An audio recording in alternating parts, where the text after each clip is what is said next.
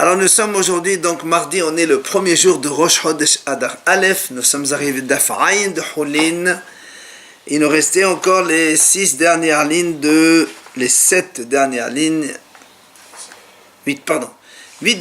la page Samertet. On a vu hier la mahlak entre Ravuna et Rabba à propos donc d'un Bechor, un premier-né.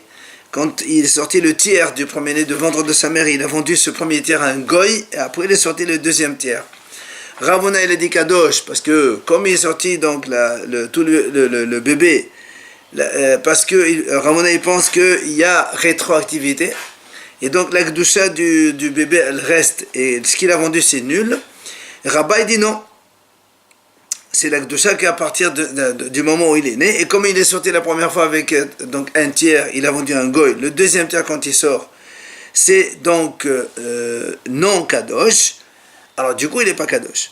Maintenant la Gemara nous dit, et Rabba et Ravuna, ils vont selon leur raison dont on a vu ailleurs la même chose. Comment? Dites-moi là-bas on dit... Sur le troisième tiers, c'est fini, on s'en fout. Non, mais ça dépend pour qui. Si c'est rétroactif, il est Kadosh, mais si c'est pas rétroactif, non, il n'est pas Kadosh. Quand il n'est pas Kadosh aux deux tiers, c'est terminé. Alors le Gemara dit comme ça, il dit ici, imaginons, donc la vache, elle est en train d'accoucher, donc elle met bas, le premier tiers, il sort par césarienne du bébé, du veau. Après, imaginons que le ventre s'ouvre, et il sort de l'autre côté 2 tiers. Là aussi, Ravuna Amadeno Kadosh, Rabba Amad Kadosh. Ravuna il dit c'est pas Kadosh. Rabba il dit c'est Kadosh. Pour la même raison. Ravuna Amadeno Kadosh, Ravuna Netameh Amad, les Mafrea Kadosh. Ravuna dit que rétroactif c'est Kadosh. Et comme Veloba Kama Letebere, et comme la majorité, elle n'est pas par le ventre, puisqu'il est sorti premier tiers par donc césarienne, et le deuxième tiers, il est sorti par donc voie naturelle. Alors, ce qui fait que la majorité n'est pas... Donc, il y a rétroactivité, ça veut dire qu'on va depuis le début, et comme depuis le début, le premier tiers, il est sorti par voie césarienne, et quand l'enfant il n'est pas par voie césarienne, ou l'animal, il n'y a pas de rachat, il n'y a pas de Kedusha de Bechor. Il est en morceaux alors? Non, pas forcément. Non, il est vivant. Quel est le problème? On commence une césarienne et après la voie naturelle s'ouvre chez l'animal et il descend par en bas. Ça peut arriver. Alors on récupère la totalité. Absolument, oui, mais comment il est sorti le premier tiers? Il y a un premier tiers qui va par voie donc césarienne, se rajoute au deuxième tiers qui est sorti par voie en bas. Donc on le réintroduit alors. Absolument. Le premier tiers. Ça c'est Rabba Amal Kadosh. Rabba il dit non c'est Kadosh, parce que Rabba il dit aussi la même chose, les Tameh Damam Mekanoun Habba Kadosh. Il dit c'est à partir donc de là et au-delà. Et comme et comme au final, même si le premier tiers il est sorti par césarienne, comme les 2 tiers suivants ils sont sortis par voie naturelle, alors il est Kadosh. Donc on voit qu'en fait l'idée de Ravuna et de Rabba elle se répète dans un autre cas. Alors c'est pour ça que la m'a dit pourquoi on répète la même chose. Dit non, on a besoin des 2 cas. Pourquoi? Parce que si on t'apprend le premier cas, j'aurais dit pourquoi Ravuna il a dit quand on a vendu le tiers à un goy, il y a rétroactivité. Parce que si tu dis pas rétroactivité, on va être cool. C'est-à-dire cool. On va considérer que le premier-né n'est pas Kadosh. C'est pour ça que là-bas, Ravuna, il a dit, c'est Kadosh, on fait la rétroactivité. Mais peut-être qu'ici, vu que quand on applique le cas de Ravuna de la rétroactivité, ici c'est le contraire, c'est que le bébé n'est pas Kadosh. Alors peut-être que Ravuna, il dirait, moi je suis Mahmir, je suis comme Rabba. Donc c'est pour ça qu'on a enseigné le deuxième cas. C'est ce qu'il dit. Mais dans le deuxième où Ravuna, il serait Mahmir, peut-être Imam Odele le Rabba, il dirait comme Rabba, je vais selon le cas maintenant, comme ça je dirais que le bébé est Kadosh et je suis Mahmir. Et la même chose, vite ma beha. Ici on enseigne le cas de ce cas qu'on vient de voir ce matin. J'aurais dit, c'est là où Rabba il dit, parce on va selon la suite parce que justement on est Mahmir. Aval beha Imam Odele Ravuna. Mais là-haut, comme si il dit qu'on va selon la suite, il va être donc Mechil. Alors, si on n'avait pas enseigné, on aurait dit qu'il serait comme Ravuna, pour être mahmir, il y a la rétroactivité. C'est pour ça, on a eu besoin de t'enseigner les deux cas. Là, vient l'objet par rapport à ce qu'on a vu dans notre Mishnah. Nous, on a dit dans la Mishnah, un animal donc, qui est en train de mettre bas, et c'est un premier-né, mais on a dit on a le droit de couper morceau par morceau, d'accord, dans le ventre de sa mère, il coupe, ou bien le morceau qui sort, il coupe, il donne à manger au chien. Alors là, on m'a dit, n'est-ce pas qu'il coupe, il pose, chaque morceau qui sort, il le coupe, il pose, et après il donne à manger au chien. Et donc, si tu dis il coupe, il pose, si on va selon Ravuna qui a dit qu'il y a rétroactivité, ben dans ces cas-là, il doit être kadosh, et on ne doit pas le donner au chien. Si c'est les kadosh, il faut l'enterrer. Alors, hein? Il donne au fur et à mesure. C'est pour ça qu'il dit, il dit non. Ici, il est en train de couper et donner au manger au fur et à mesure. Donc il n'y a plus de rétroactivité parce que le morceau n'existe plus. Alors là, on m'a dit très bien, si tu me réponds comme ça veut dire que tu es d'accord, aval, mais donc si maintenant il coupe, il laisse, donc selon ce qu'on vient de dire maintenant, selon la Mishnah, la déduction elle est que le bébé il est kadosh, parce qu'on fait comme Ravuna il a des rétroactivités. Alors on m'a dit si c'est comme ça, Adetan Sefa. Alors au lieu que la Mishnah elle enseigne dans la Sefa, Yasad Boy Kaver, parce que nous on avait dans notre Mishnah, on a dit le premier cas, il coupe un morceau, c'est pas Bechor. Et la Sefa dit, mais s'il est sorti en majorité, il est Bechor. Pourquoi tu restes pas dans ton cas, tu dis, il coupe un morceau, si il coupe, il laisse, c'est Bechor, mais s'il coupe, il donne à manger au chien, c'est pas Bechor. Au lieu d'aller dans un autre sujet. C'est ce que l'Agma a dit. Les flots, toi qui as à faire la divergence dans le même cas, et tu dis la chose suivante. Quand est-ce qu'on a dit que si on coupe par morceau, c'est pas kadosh, ou mashlir, c'est quand il coupe morceau par morceau et il donne à manger au chien. Ou mashlir pardon, il jette par morceau. Il fallait dire comme ça, si il coupe, il laisse les morceaux. Il y a selon Ravuna rétroactivité, et donc le bébé les kadosh, il kaved, après il faut l'enterrer. Alors donc il fallait marquer ça dans la Mishnah. Alors l'Agma lui répond, il n'y a pas de problème. C'est ce qu'il est en train de dire là, en fait c'est ce qu'il est en train d'expliquer. Comment?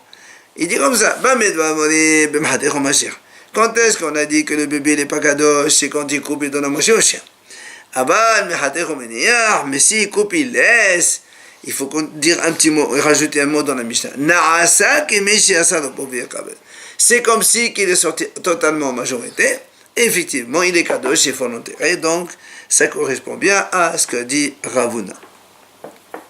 Mais pourquoi il coupe? J'ai rien compris. Des fois, la mère, elle est en danger. Alors, on coupe le bébé, comme ça, la mère, elle ne meurt pas. On est en train de couper le bébé. Le bébé, on coupe le bébé du bébé. Bah, et là-bas, Rava, il pose une question. הלכו באיברים אחד הרוב, או לא הלכו באיברים אחד הרוב. Rava pose une question, il dit comme ça. Est-ce que dans les membres de l'animal, on va selon la majorité ou on ne va pas selon la majorité? Ça veut dire, il va expliquer sa question. Alors écoutez bien ce qu'il dit maintenant. Il dit, Elima, si on dit que la question elle est comme ça, Kigon, שיצרוב במיעוט עבר.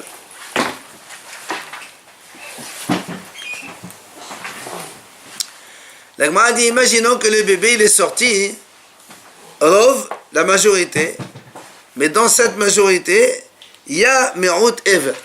Imaginons le cas. Donc il est sorti, on va dire, 60% de l'animal, du bébé, et dans ces 60%, on a on va dire, on a 15%, par exemple, de la pâte. Ça veut dire que 15% de la pâte, elle est dehors, 85% de la pâte, elle est encore dedans. La question, elle est, est-ce que il y a 60% de l'animal dehors. Dans ces 60%, il y a 15% de la pâte. est-ce qu'on dit que, comme la majorité de la pâte elle est dedans, les 15%, tu considères qu'ils sont encore dedans. Du coup, il n'y a plus de majorité qui sont dehors. Parce qu'il y a 60% moins 15 égale 45. Donc si la minorité seulement elle est dehors, le bébé n'est pas kadosh. Ou bien tu me dis non, on ne va pas selon la majorité. Puisqu'il y a une minorité donc de membres, la pâte, 15%, eh bien c'est bon, et on va selon la majorité du bébé, et on a 60%, et le bébé il est kadosh. C'est la question qu'il pose. C'est ce qu'il dit.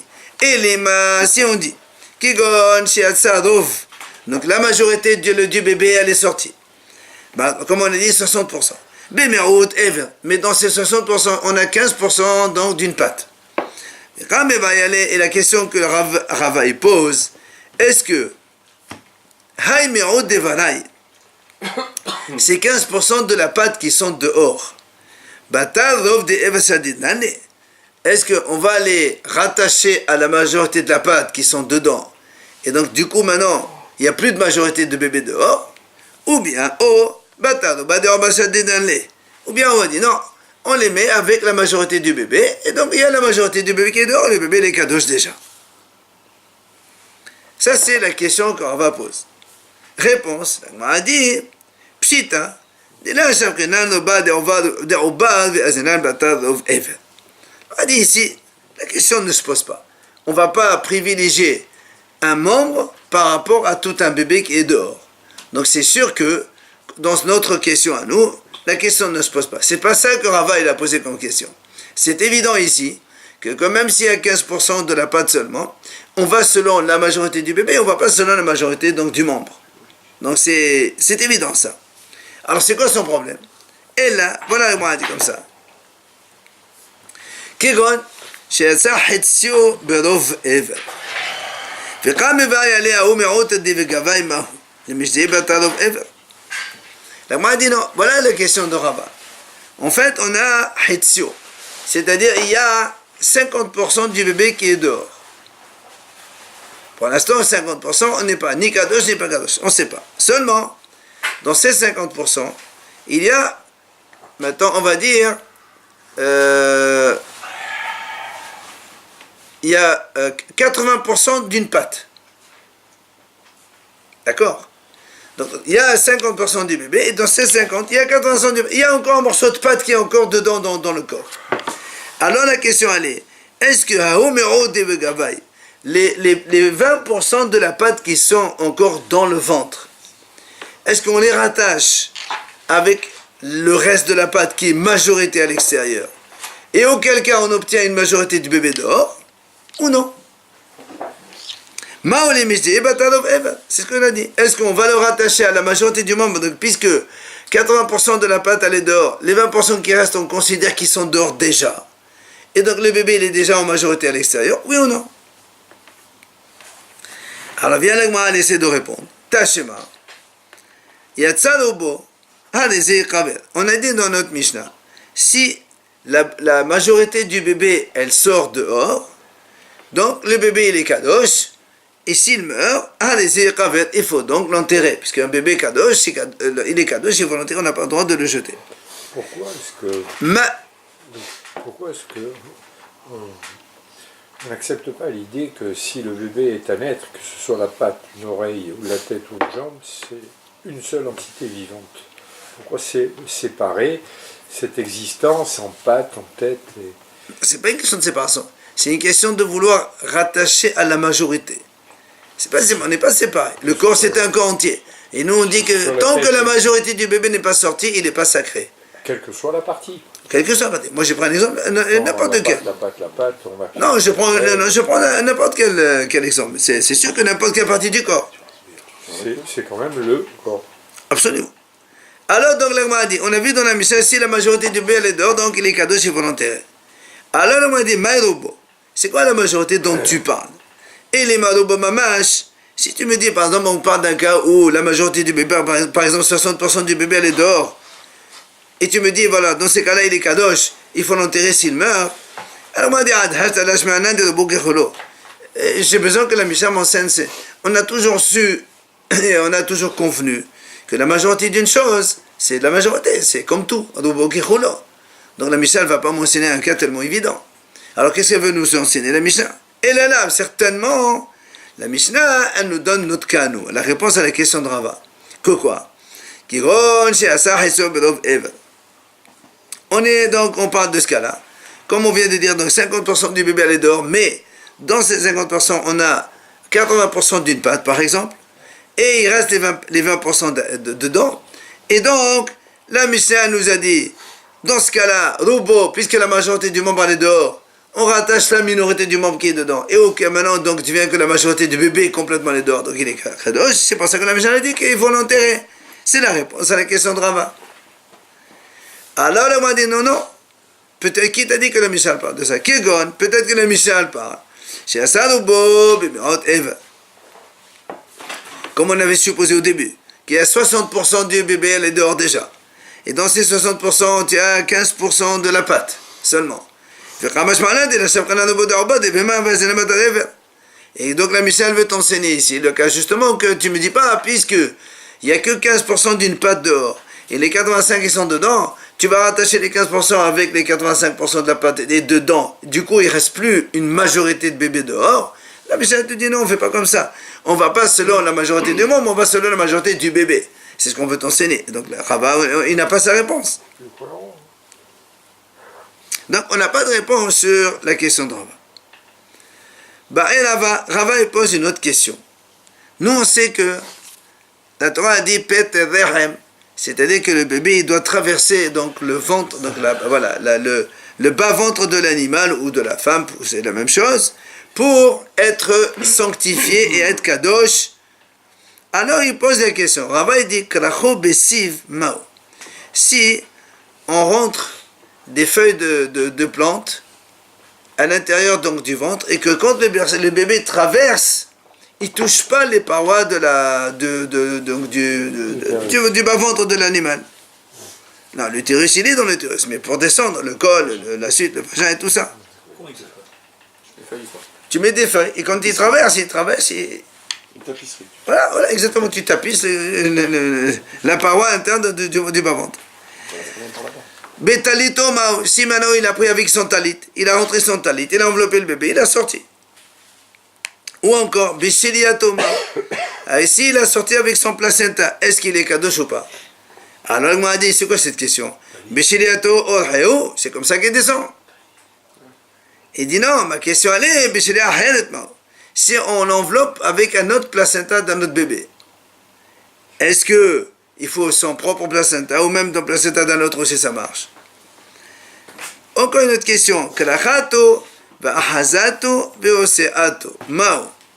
Rava pose encore une autre question. Il dit, si maintenant on prend le cas où la sage-femme, quand elle a pris le bébé, elle l'a pris entre ses deux mains. Et donc, du coup, et voilà, le bébé n'a pas touché la paroi du vagin quand il est sorti donc, chez la femme. Et elle l'a sorti comme ça. Et elle l'a sorti. Donc, il n'y a pas eu de contact. On parle donc de la femme. Il n'y a pas eu de contact entre le bébé et la paroi donc, du bas-ventre, du vagin et tout ça. Non, il faut qu'il traverse. On peut dire qu'il touche. Non, la Gemara dit mais il faut que le Haramim dit il faut qu'il touche. C'est ça, il faut qu'il touche. Le bébé plus les deux mains, ça fait du volume. Hein. Alors la Gemara dit Hechidami, comment ça s'est passé? La Gemara dit Idenafar de Redeshe Petate. La Gemara dit attends, je ne comprends pas. Comment il est sorti le bébé? S'il a déjà sorti la tête dehors, nous on a dit que quand on sort la tête, on est déjà Bechor, c'est terminé. Donc même si tu prends le corps par les mains, les plantes, les talit, c'est pas une question. Alors on est obligé de dire, et la dénavardet a marqué le tav.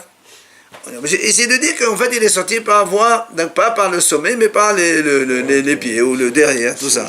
Voilà, le siège et tout ça. Alors là aussi des trucs bizarres. Donc m'a dit, encore une autre question. Si il y a une belette qui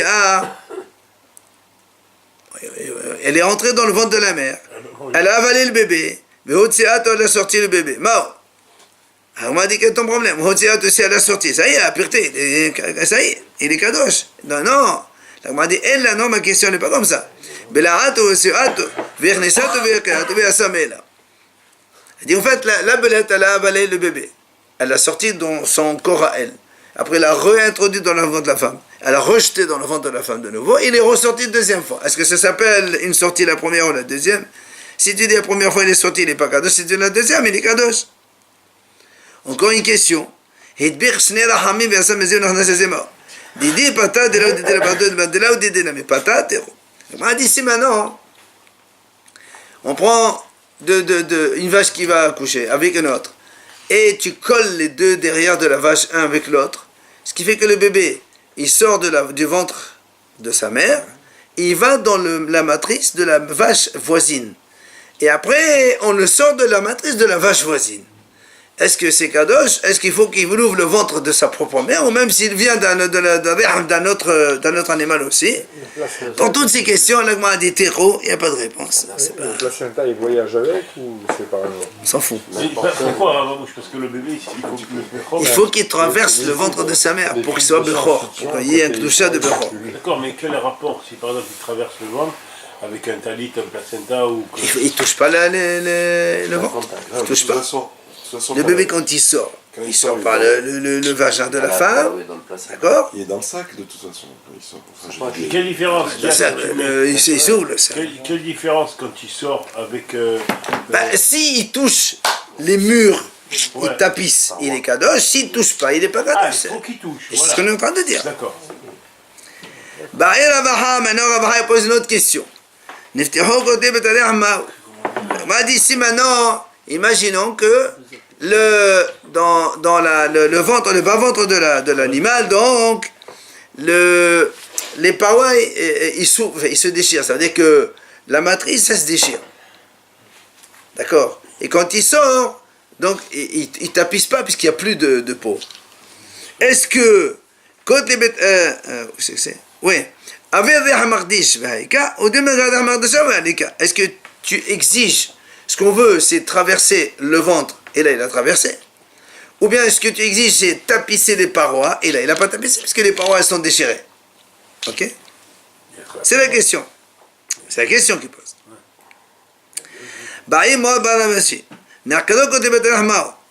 Il dit, il dit maintenant, si, imaginons que la paroi de la matrice, elle s'est enlevée complètement. Alors, il m'a dit, on est à cadeau. Non. C'est quoi cette question? S'ils ne sont pas, ils n'y sont pas. Justement, tu me poses la question, s'il n'y a pas. Il n'y a pas. Alors, il n'y a pas. S'il n'y a pas, donc il n'est pas béchor. Attends, je pense à lui dire, et c'est quoi cette question? Alors, il dit, non, elle a un cadeau, peut-être le ça va aller. Bye, ben, comment le mec, c'est Beshelo, ben, comment le mec. C'est le monsieur, comment le mec. Il m'a dit, en fait, non, c'est pas qu'ils sont complètement enlevés. La matrice, elle s'est déplacée. Donc, est-ce que, quand le bébé, il a traversé la matrice, comme c'est pas à leur place, ça s'appelle quand même traverser la matrice, il est kadosh, ou bien même comme ça, de toute façon, il a traversé la matrice, il est kadosh.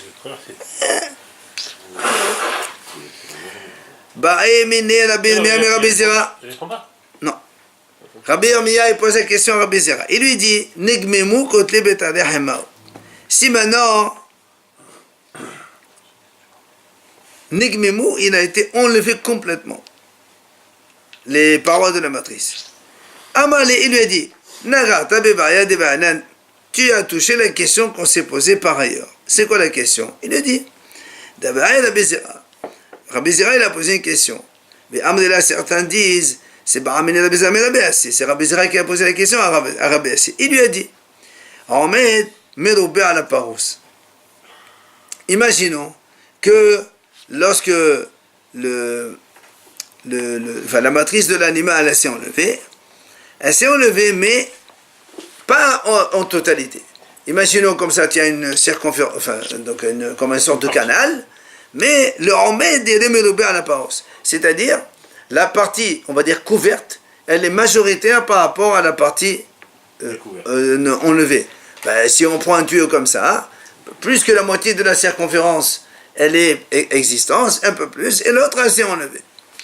Alors il dit, c'est lui, quand il est sorti le bébé, il est sorti par l'endroit où c'est ouvert. Ou bien, ou bien, ce qui est ouvert, il est plus important que ce qui est Ahmed, ça veut dire qu'il y a là où il y a la paroi. Et le bébé il est sorti par ça de Hamed. Il est sorti le bébé par l'endroit où c'est justement il y a la paroi. Mais c'est quoi le din? Est-ce qu'il est kadosh ou pas? Alors moi dit tu vois bien. Pourquoi ils ont posé ces questions? Et là, Parous, Medober la Hamed. Dès qu'Hamed Baolam. Donc toute la question qu'on pose, au minimum, c'est quand il y a quand même un peu de paroi qui existe, même si elle est minoritaire. Aval Hermemo. Mais si la parole est complètement ouverte, là, comme il n'a pas posé cette question. Donc, si ça, il n'a pas posé cette question, forcément, c'est que c'est pas Kadosh. Parce que si on pose la question, soit la majorité, elle est pleine et la minorité, elle est enlevée, ou le contraire, la minorité, elle est pleine et la majorité enlevée, mais on n'a jamais posé la question quand il n'y a rien du tout. Donc, tu vois bien que c'est sûr que c'est non. Donc, c'est la paroi, le contact de la paroi qui transmet la sainteté, alors. C'est le passage de la parole qui fait ça. Et pour le bébé d'une femme, c'est pareil? C'est la même chose. On n'a jamais vu tout ça dans les bébés. C'est normal, parce que grâce à Dieu, il n'y a pas de problème.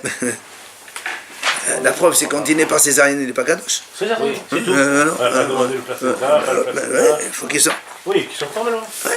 On n'a pas vu tous ces trucs-là. Allez, maintenant, des nouvelles Mishnah. Ben oui. Behema shemet obala betor me'aya. Si on a, par exemple, une vache ou une brebis, on a une seule, n'importe, que le bébé, il est mort dans son ventre. Maintenant, le berger, il rentre la main pour le sortir, par exemple. Venagarbo, il a touché, évidemment, l'animal mort, le veau qui est mort. Ben behemat me'a ben behemat tehora tahor. Que ce soit une vache avec un veau, ou que ce soit une ânesse avec un anon dedans, dans tous les cas, le Tanakama dit c'est tahor. Bien que il y a un bébé mort dedans. Le fait de toucher un bébé, nous aussi n'oublions pas, un animal mort, si on le touche, on est tamé, c'est nevela. Et Tanakama dit non, que l'animal il soit tahor, que l'animal il soit tamé, le fait de toucher un bébé mort dans le ventre de sa mère, c'est pas une tombe, il n'y a pas de tombe. Comme la viande. Exactement. Bon. Rabbi Yossi Galilée Omer, Rabbi Yossi Galilée n'est pas d'accord. Il dit ça dépend. Batemea tamé ou batehora tahor. Si c'est une ânesse avec un anon dedans qui est mort, si on le touche, alors on est tamé. Mais si batehora, si c'est une vache et qu'on touche le veau mort dedans, alors on est tahor. Et on va voir la raison dans la Gemara, on va expliquer la raison des deux haramim. Voilà, quelle est la raison de Tanakama? Donc le Tanakama il a dit, dans tous les cas, on est tahor. Il dit, Amar Rav Hasda. Rav Hasda il répond, il dit, Kal v'chomer. On fait un raisonnement avec a fortiori. Quoi? Im ho'ila imo lehatiru ba'achila lo te'ilu le tahorim et denevela. La Gemara dit, Rav Hasda dit comme ça. Nous on sait que si on fait la shrita d'une vache, et on trouve un veau mort dedans, on a le droit de le manger. C'est de la viande. Alors c'est pour ça qu'il dit, si déjà sa mère, donc ça donne un avantage, que si on fait la shrita, on peut manger l'animal qui est dedans. Maintenant qu'elle est vivante, a fortiori qu'elle le rend tahor. D'accord? Si tu considères que quand on fait la shrita, l'animal il est consommable, kasher, a fortiori quand l'animal il est vivant, qu'il est tahor, l'animal aussi, dedans aussi il est tahor. C'est pour ça que Rav Hasda il a dit, si on touche le veau mort dans le ventre de la vache, on est tahor. Alors là, on m'a dit très bien, tu as répondu Ashkehan, Behemat Tehora. Tu as répondu pour la vache. Et pour l'ânesse, Behemat Tehora, et pour l'ânesse, alors qui a dit que quand on touche un nom mort dans le ventre de l'ânesse, c'est tahor. On ne le mange pas. Il lui dit, à Markela, il y a un passage qui dit, le passage qui dit comme ça, Vichiyamut minha behema. Le passage qui dit comme ça, Vichiyamut minha behema, la Torah dit comme ça, si un animal meurt, et la Torah rajoute, celui qui est consommable par vous, celui qui touche le cadavre, il est tamé. Alors il dit comme ça, elle est dorée chez le passage. Il dit, Vichiyamut minha behema, Zo behema temea. Après la Torah dit Asher lachem leochla, celle qui est mangeable par vous, Zo behema tehora. Donc on parle des deux cas. On parle de l'animal impur, l'ânesse, et de l'animal pur, la vache. Et la Torah dit quoi? itqash behemat teme'a la behemat tahora. Donc tu vois bien qu'on a mis au même point l'animal tamé et l'animal tahor. Donc, ma behemat tehora ubbala tahor, ah behemat teme'a ubbala tahor. De la même façon qu'on vient de prouver que pour l'animal, la vache, l'animal tahor, son bébé qui est dans son ventre mort, il est tahor, alors on va dire la même chose pour l'animal tamé, son bébé qui est mort dans son ventre, il est tahor aussi. Ça c'est l'avis de Tanakama qui a dit, si le tahor, si je touche le veau mort dans le ventre de la vache, ou l'ânon mort dans le ventre de la laisse, dans les deux cas, il n'y a pas de problème d'impureté. Ça, c'est Tanakama qui a expliqué donc son avis. On a fait le raisonnement par le fait de manger ou pas manger. Oui, Oui. les consommateurs. Oui, parce que la Torah l'a dit. Elle a mis la vache qui est mangeable et l'animal Mangeable. sans rien dire. Donc nous on dit, les deux, ils sont identiques. Donc animal impur qu'on ne mange pas ou l'animal pur qu'on mange, ils ont le même statut. Ben, c'est ça. C'est que si un bébé mort dans leur ventre, Tanakama il te dit, on est tahor, il n'y a pas de problème. Là, on ne mange pas l'âne, nous. Non, mais on C'est parle de l'animal Touma. impur. Touma. Si je touche un ânon mort, D'accord, mais parle que du toucher. nous, pourquoi la vache, on a déduit qu'il est tahor? Parce qu'il fait partie de la bête et qu'il est mangeable. ah non, on n'a pas dit ça. On n'a pas dit. On a raison, on a dit. Si la bête, elle l'autorise, l'animal mort, quand on fait la shhita, a fortiori qu'elle le rend tahor quand elle est vivante. Voilà. C'est un raisonnement. Mais c'est un raisonnement. Le raisonnement, il a été fait. Maintenant, on passe du coup à l'atmea. Mais l'atmea, on apprend un autre principe de raisonnement qui est le cache. C'est deux choses différentes. Il est tamé, quoi qu'il en soit. Ah non, justement. On est en train de dire que quand on touche un animal mort dans le ventre de sa mère, on n'est pas tamé. La différence qu'il y a entre les deux, c'est que Il n'y a pas de différence. Tanakama il a dit que ce soit une ânesse, que ce soit une vache, si on touche le bébé mort dans leur ventre, on est tahor. C'est ce qu'il a dit. Maintenant, on va expliquer Rabbi Yossé Galilée. Rabbi Yossé Galilée. Vers Rabbi Yossé Galilée, maintenant, on va expliquer pourquoi Rabbi Yossé Galilée il a dit non. Il y a une différence entre l'animal pur et impur. Lui, il a dit que si c'est un ânon dans le ventre de la laisse, on le touche, on est tamé. Mais si c'est un veau dans le ventre de la vache, on le touche, on est tahor. Pourquoi Rabbi Yossé Galilée dit comme ça? Maintenant, Amar Rav Ishaq. Il dit à Rav Ishaq la chose suivante. D'Amar Kela, le pasuk qui dit dans la Torah, c'est marqué. Vechon holech al kapav. Le pasuk qui dit, celui qui marche sur ses pattes. Ça veut dire qu'on parle ici donc ces pattes qui ne sont pas fondues. Un animal que nous on ne mange pas. La Torah continue. Toutes les bêtes sauvages qui marchent sur quatre, on n'a pas le droit donc de les manger. Et la Torah dit, celui qui touche les cadavres, il est tamé. On parle donc bêtes sauvages, sabots non fondus. Ouais, pas de nevela aussi. Et après, d'abord tu dis celle-là elle est tamée, après nevela, d'accord. Alors lui, il est de se passer comme ça. Il y a marqué, d'accord? Il te dit, la Torah elle dit, celui qui marche sur ses pattes parmi les bêtes sauvages. Puisqu'il y a marqué, donc, il dit, de là on déduit quoi? Qu'est-ce qui est tamé? Seulement les bêtes sauvages, d'accord? Puisque la Torah dit, c'est que les bêtes sauvages. Machma que les bêtes domestiques, il n'y a pas de problème. C'est pour ça que Rabbi Yossé Galil a dit, les animaux tamés, si tu touches, c'est tamé, mais les bêtes tahor, si tu touches, on est tahor. Voilà pourquoi. C'est pour les domestiques. Pour les domestiques, c'est ce qu'il a dit, lui. Tahor, on a droit. Et tamé, non. Seulement, la Gemara dit, et la me'ata, kalut b'm'ay para. Les tamés. On m'a dit donc, si tu dis comme ça, si imaginons que dans le ventre de la vache, on trouve un animal qui n'a pas les sabots fondus. Ça peut arriver. Dans ces cas-là, on doit être tamé. Pourquoi? Parce que il est me'al rikapaim, ça veut dire il a les pattes non fondues, les sabots non fondus. Bahaya, dans l'animal vivant. Et donc, c'est le pasuk qu'il a dit comme ça, il est tamé. Et pourtant, nous, on sait que non. C'est complètement fait. Alors, là, on m'a dit, c'est différent. Pourquoi? Mais al-khikapayim, bimhalchi alba. Behai, malchi alba, bimhalchi shmone. Oh. Là, on m'a dit, c'est différent. Quand est-ce qu'on a dit, la Torah, elle parle, mais al-khikapayim, c'est-à-dire quelqu'un qui a les sabots non fondus, mais Bimalche alba. C'est-à-dire, il faut qu'il naisse dans un animal lui-même qui n'a pas les sabots fondus. Puisque la Torah dit Bechol haya. Haya, la bête sauvage qui n'est pas mangeable, elle n'a pas les sabots fondus. Donc ça fait qu'elle n'a que 4 pattes. Mais ici, dans le cas donc, que tu parles, toi, un chameau dans le ventre d'une vache, le chameau, la forme d'un chameau, on va dire comme ça, il a que 4 pattes, c'est vrai. Mais la vache, elle a 4 pattes, sabots fondus. Ça fait comme si elle avait 8 pattes. Donc c'est pas le cas de la mienne. Parce que la Torah dit Bechol haya olech ta'ala alba. Quand est-ce que c'est tamé? C'est quand la haya, elle a 4 pattes. Or ici, la vache, elle a, entre parenthèses, 8 pattes. Puisque les sabots, ils sont fondus. Donc, tu ne peux pas me contredire avec ça. Donc, attends, donc qu'est-ce qu'il dit là? Nous, on a dit tout à l'heure, la Torah, elle a dit que quand on trouve une haya téméa, donc une bête tamée, le bébé, il est tamé. Alors on dit dans ces cas-là, si on trouve une forme de chameau dans la vache, alors c'est tamé aussi.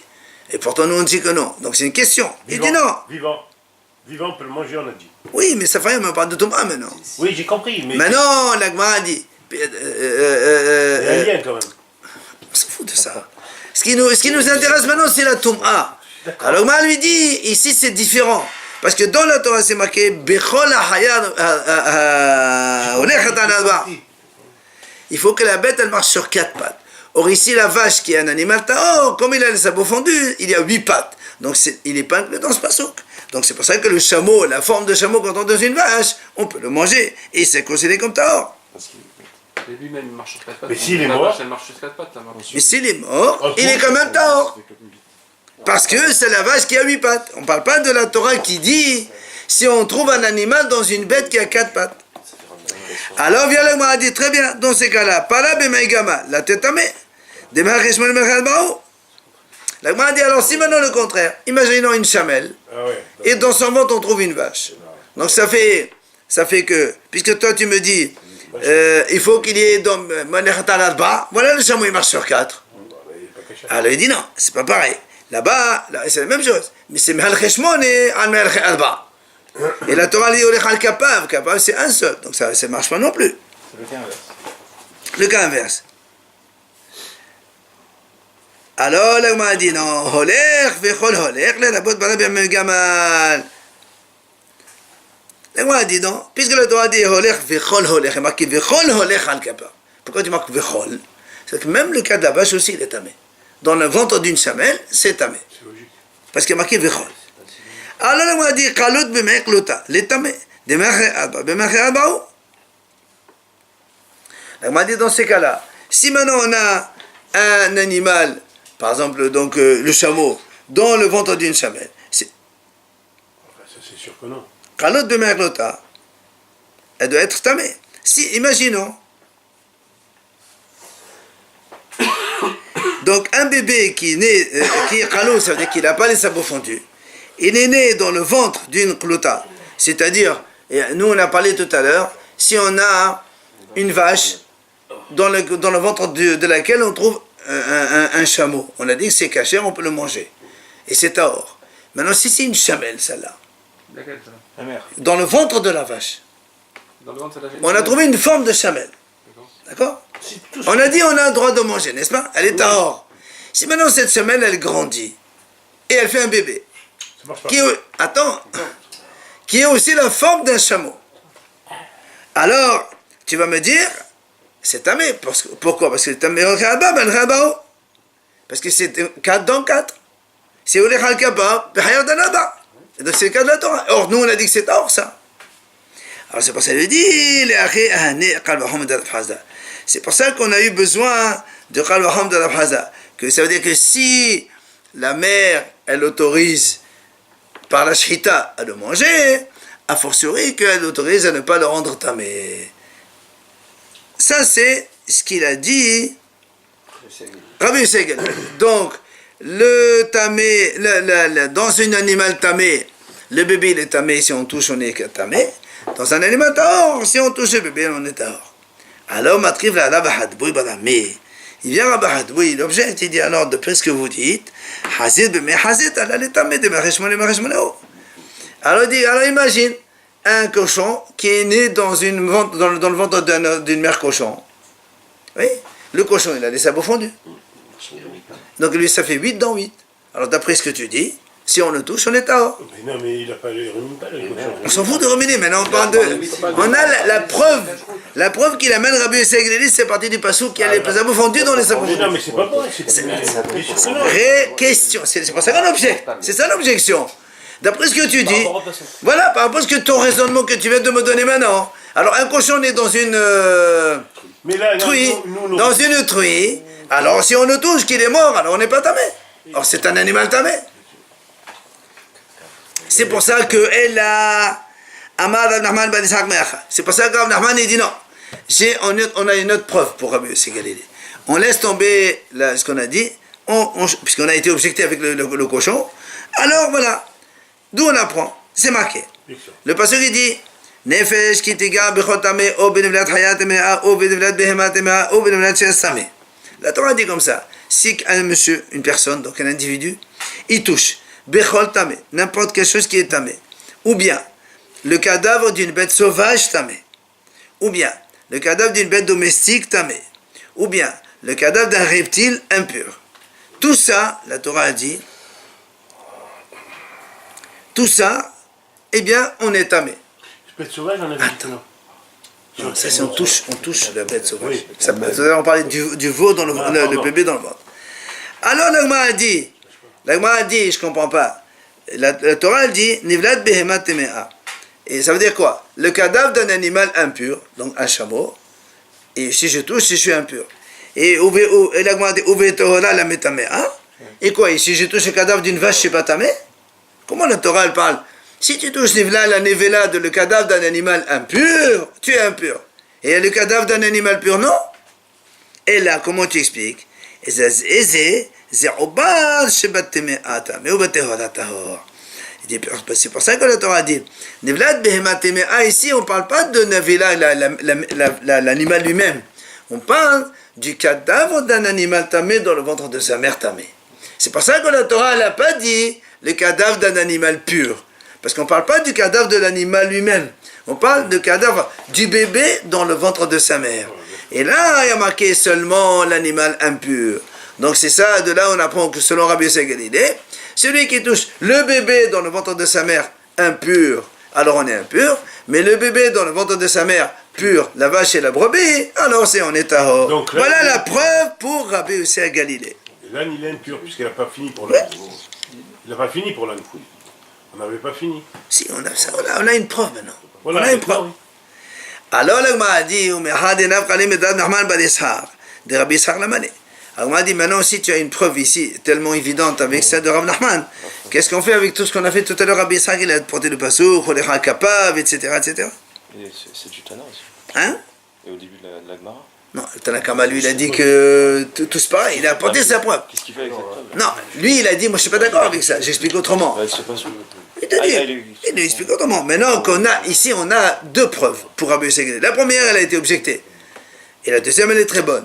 Alors on dit maintenant que tu as la première et la deuxième. La première, à quoi elle sert? C'est ce qu'il dit. Alors, quoi elle sert tout ce qu'on a dit au début avec Rabbi Ishaq? Il te dit non quand même. Pourquoi? Il te dit, Elav de Rabbi Ishaq, Hava Amina Kule Lechet Rabbi Hudata Chamash Malan. Il dit, si on s'en tient que seulement à cette réponse-là de Rav Nachman, et on ne prend pas cas de ce qu'il a dit Rabbi Ishaq tout à l'heure, alors on aurait dit que le pasouk de celui-là, on va l'utiliser pour l'enseignement de Rabbi, complètement autre chose. Et donc on ne va pas déduire ce qu'on a dit maintenant. Et la Gemara, juste après, elle va expliquer c'est quoi l'enseignement de Rabbi. C'est pour ça que quand il est venu le pasuk de Kolo Lecha Kapav de Rabbi Yitzhak, à partir de là on a dit que on n'a pas réussi à trouver le raisonnement de Rabbi Yossi Galilée, alors c'est pour ça qu'on a utilisé le deuxième. Mais si on n'avait pas le premier, on aurait dit que c'est deux pasuk qui parlent d'autre chose avec Rabbi, un raisonnement de Rabbi, une dracha que Rabbi il avait fait. C'est pour ça donc on a eu besoin d'abord l'enseignement de Rabbi Ishaq dans lequel on voit qu'on est en train d'adorer justement le bébé dans le ventre de sa mère, et comme on n'a pas réussi, on a eu donc besoin de celui-là. Sinon, on aurait dit que ce passage qui parle d'autre chose complètement. Ok? Et c'est quoi le truc qui va dire